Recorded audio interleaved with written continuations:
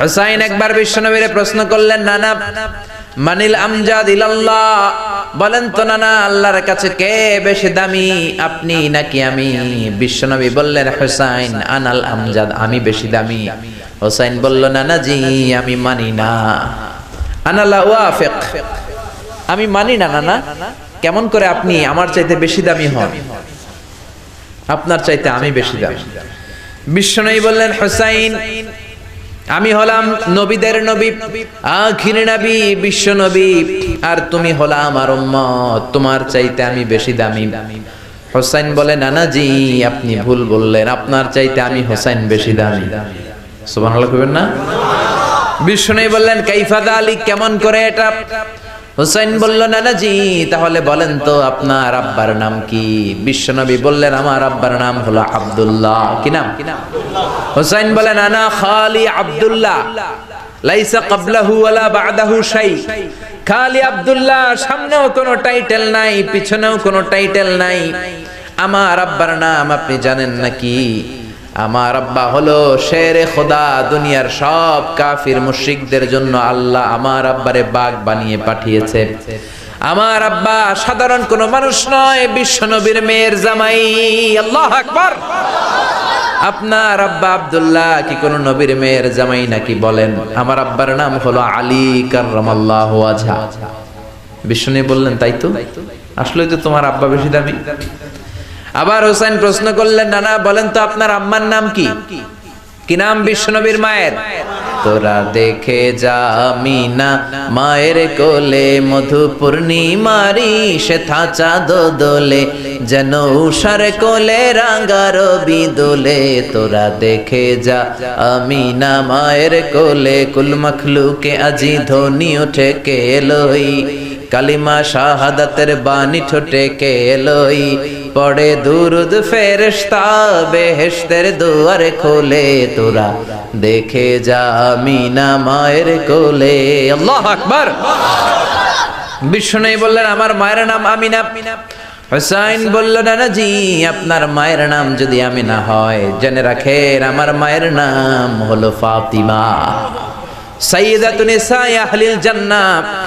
জান্নাতে সর্বপ্রথম যেই মহিলাটা ঢুকবেন, ওই মহিলাটা হলো আমার আম্মা জান ফাতিমা।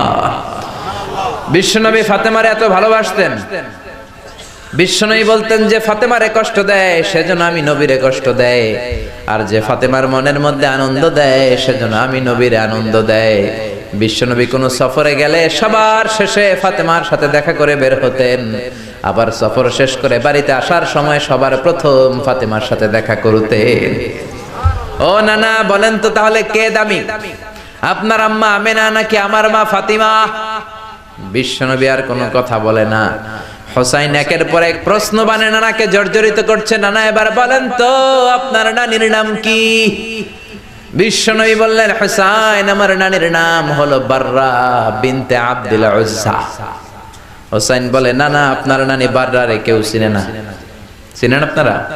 অনেকে জানেই না, ওই যে কয় নসিনি, আরা নসিনি দে, আমরা চিনি না বাররা বিনতে আব্দুল উজ্জা।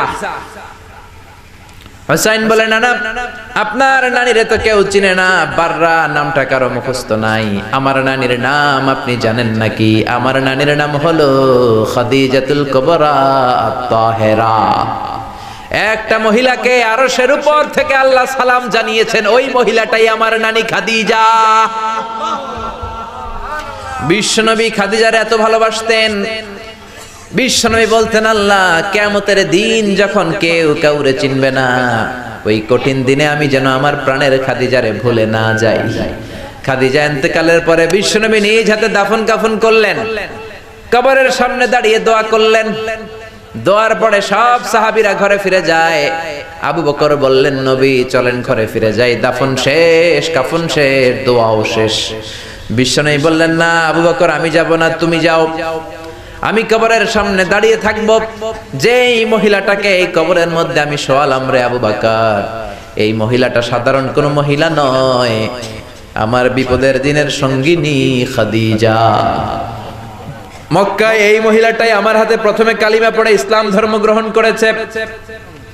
মক্কায় কেউ যখন আমারে সাহায্য করে নাই তখন আমার খাদিজা আমারে ভুলে নাই। কেউ যখন আমারে শেল্টার দেয় নাই, সাহায্য করে নাই, খাদিজা আমারে সাহায্য করেছে।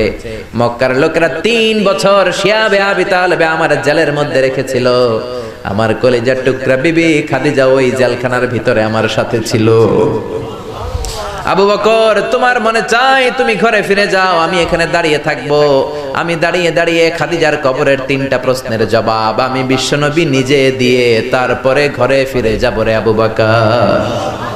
সাইয়েদনা জিবরাইল এসে বললেন, ইয়া রাসূলুল্লাহ, ইয়া হাবিবাল্লাহ, দাঁড়িয়ে থাকার দরকার নাই, আপনি ঘরে ফিরে যান। আল্লাহ বলেছে খাদিজার কবরের 3টা প্রশ্নের জবাব আরশের উপর থেকে আল্লাহ নিজেই দিয়ে দিবে।